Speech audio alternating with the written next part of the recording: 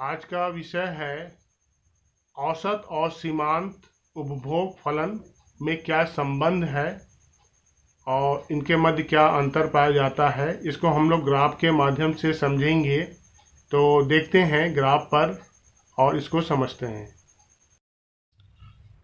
औसत उपभोग फलन, औसत उपभोग फलन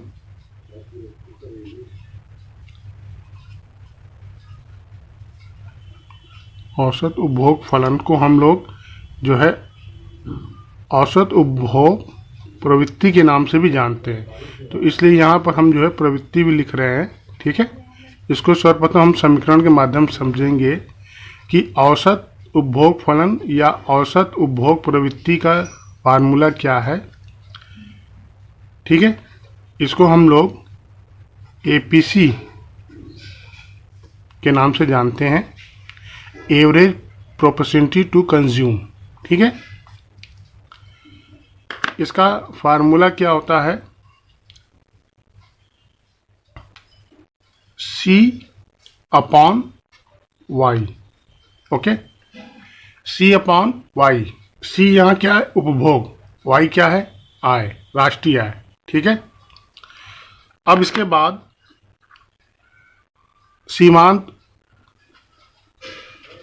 सीमांत उपभोग फलन कहिए या फिर जो है प्रवृत्ति बोलिए। ठीक है, एक ही चीज़ है, इसमें कोई अंतर नहीं है। सीमांत उपभोग फलन या सीमांत उपभोग प्रवृत्ति, इसका सूत्र क्या है, इसका फार्मूला क्या है, इसको देखेंगे। इसको हम लोग शॉर्ट फॉर्म में एमपीसी के नाम से जानते हैं, मार्जिनल प्रोपोर्शनलिटी टू कंज्यूम। ठीक है, इसका जो सूत्र होता है वो delta C upon delta Y होता है। ठीक है, अब इसको हम विस्तार से समझेंगे। ये क्या होता है कि औसत उपभोग फलन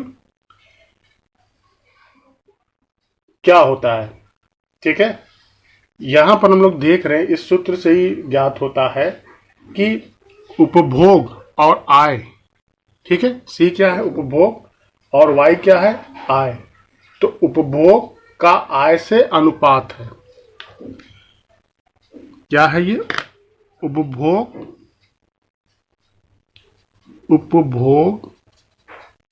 का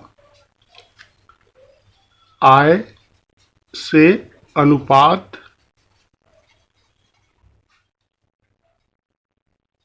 है। ठीक है, उपभोग का आय से अनुपात कोई हम लोग औसत उपभोग फलन कहते हैं या औसत उपभोग प्रवृत्ति, जिससे हम C अपॉन वाई के रूप में दिखाते हैं। ये आपका सूत्र है। और सीमांत उपभोग प्रवृत्ति क्या है, सीमांत उपभोग प्रवृत्ति जो है, जैसा कि इसके सूत्र से देखने से ही पता चल रहा है, यहाँ पर delta C upon delta Y है। ठीक है, सीमांत उपभोग प्रवृत्ति आय तथा उपभोग दोनों में हुए वृद्धियों या कमियों का अनुपात होता है। ठीक है, समझ में आ गया। मैंने क्या बताया कि यहाँ पर जो आपका आय तथा उपभोग, आय तथा उपभोग दोनों में हुई वृद्धियों, देखिए ये क्या है, डेल्टा मतलब चेंज। ठीक है, वृद्धियों या कमियों का अनुपात है, ठीक है, समझ में आ गया। यहाँ पर delta C upon delta Y का मतलब है, डेल्टा मतलब चेंज ये आपका पॉजिटिव भी हो सकता है, निगेटिव भी हो सकता है। मतलब ये वृद्धि और कमी दोनों को डिनोट करता है। ठीक है, डेल्टा। तो delta C upon delta Y क्या हुआ कि डेल्टा सी जो होला है आपका उपभोग में जो परिवर्तन हो रहा है। ठीक है, और डेल्टा वाई जो है आय में जो परिवर्तन हो रहा है। समझ में आ गया। तो हम लोग यहाँ पर सीमांत उपभोग प्रवृत्ति क्या है, आय तथा उपभोग दोनों में हुई वृद्धियों या कमियों का अनुपात है। जबकि औसत उपभोग प्रवृत्ति या औसत उपभोग फलन क्या है कि उपभोग का आय से अनुपात। ठीक है, अब इसको हम लोग इसको सारणी से समझेंगे विस्तार पूर्वक। एक मैं सारणी बनाने जा रहा हूं, आप इसको ध्यान से देखिए। यहाँ पर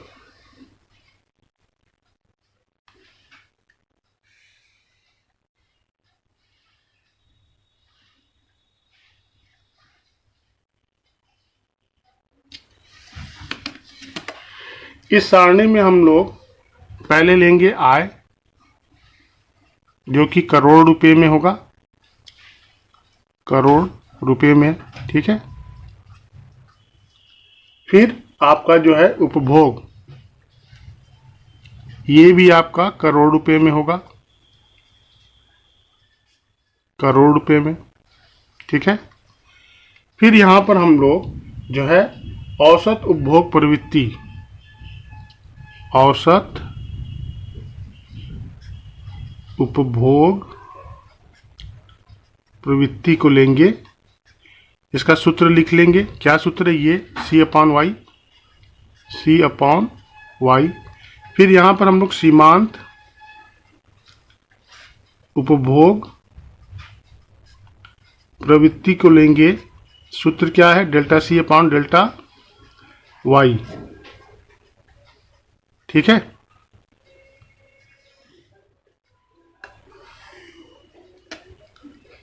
अब इसको समझते हैं।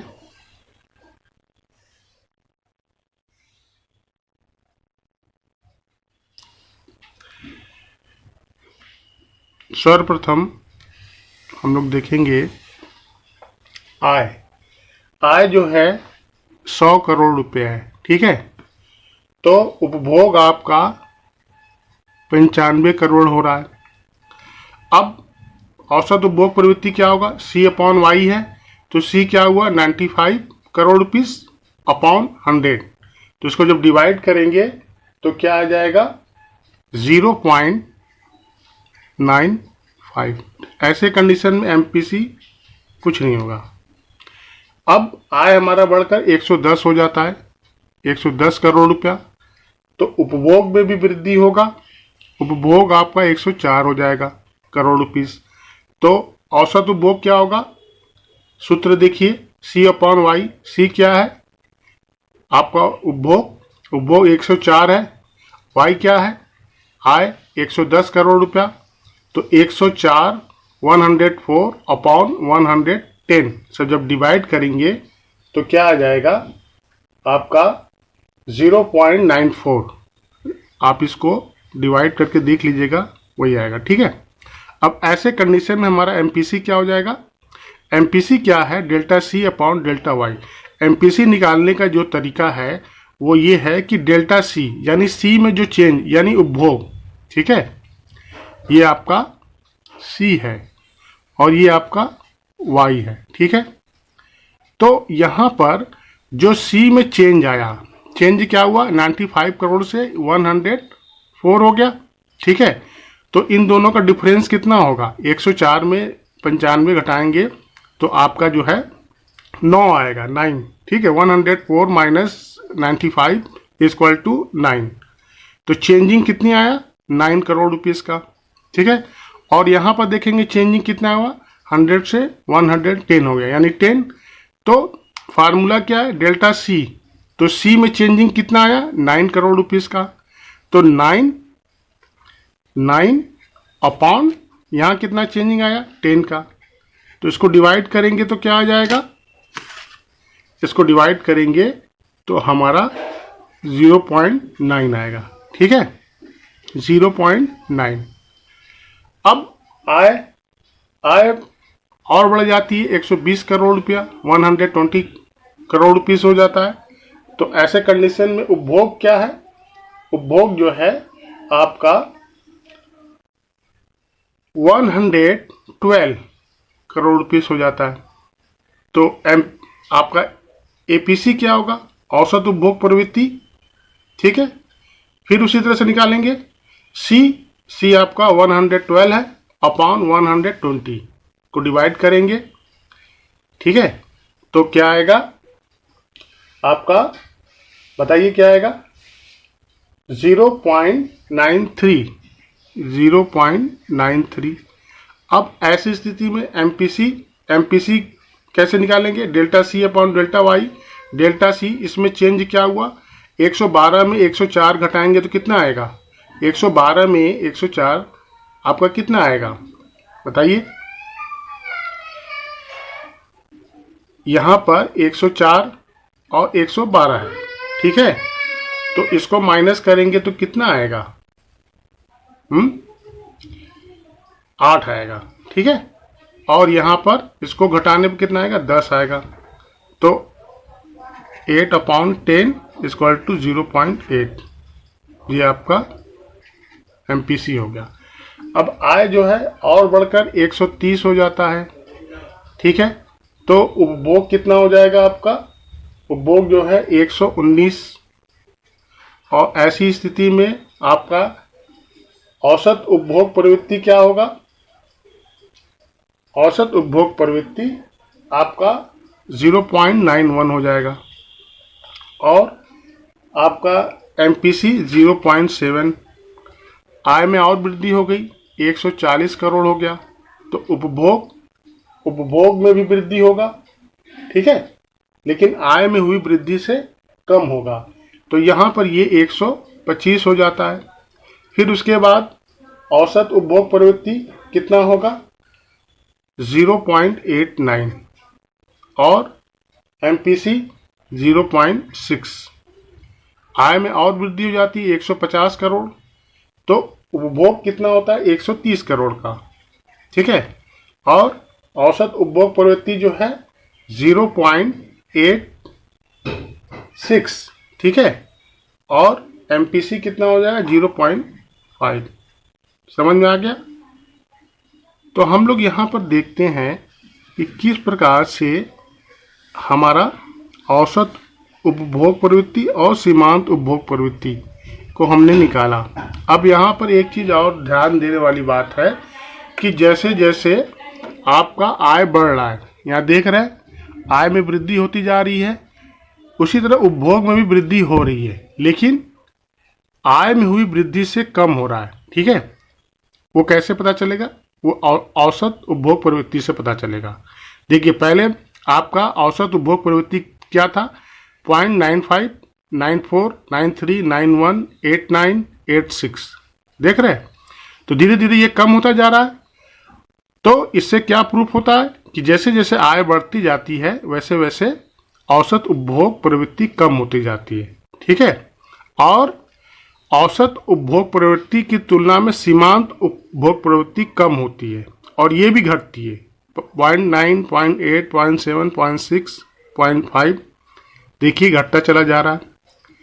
तो इससे क्या प्रूफ होता है कि जैसे जैसे आय बढ़ती जाती है वैसे वैसे जो है औसत उपभोग प्रवृत्ति कम होती जाती है, ठीक है। और सीमांत उपभोग प्रवृत्ति औसत उपभोग प्रवृत्ति से कम होती है। यहाँ पर देखिए ये इससे कम है और ये भी घट रही है, ठीक है। तो यहाँ पर क्या चीज़ें सामने आई, हमने क्या देखा कि हम यहाँ देखते हैं कि जब आय के बढ़ने पर, जब आय के बढ़ने पर, आय के बढ़ने पर औसत उपभोग प्रवृत्ति अर्थात एपीसी, ठीक है, औसत उपभोग प्रवृत्ति घटती है। यहां ध्यान दीजिएगा, घटती है, ठीक है। तो सीमांत उपभोग प्रवृत्ति, सीमांत उपभोग प्रवृत्ति, सीमांत उपभोग प्रवृत्ति औसत उपभोग प्रवृत्ति से कम होती है, ठीक है। अर्थात एमपीसी जो है सीमांत उपभोग प्रवृत्ति औसत उपभोग प्रवृत्ति से कम होती है। ठीक है, यही आपका जो है, आप यहाँ आप देखेंगे